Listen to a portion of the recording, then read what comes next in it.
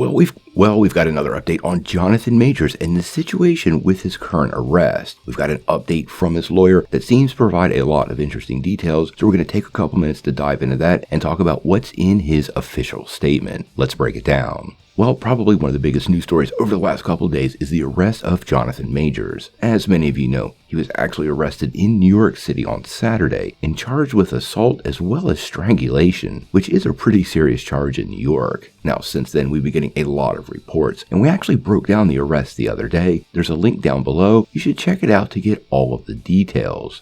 Now, in the arrest report, it indicated it was a domestic dispute between Majors and his girlfriend, who was ultimately hospitalized with multiple injuries after she claims that Majors assaulted her. Now, since then, Majors was arrested and released, and now we are getting some official statements from his lawyers. So let's go ahead and break it down, talk about all the details, and how it will likely impact the case.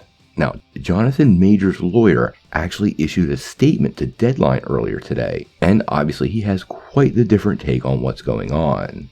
Now, in his statement, he says, Jonathan Majors is completely innocent and is provably the victim of an altercation with a woman he knows. We are quickly gathering and presenting evidence to the district attorney with the expectation that all charges will be dropped. Evidence includes video footage from the vehicle where this episode took place, witness testimony from the driver, and others who saw and heard the episode, and most importantly, 2 written statements from the woman recanting these allegations. All evidence proves that Mr. Majors is entirely innocent and did not assault her whatsoever. Now, the lawyers did go on to say that NYPD is required to make an arrest in these situations, and that was the only reason why Majors was arrested, and they expect these charges to be dropped soon. Hopefully, if Majors' lawyers really do have this much evidence in hand, as well as recanted statements and multiple witnesses, well, I think it'll make the whole situation much clearer for everybody looking at it from the outside. We haven't heard from the victim yet, so we want to give deference to that until we have more details.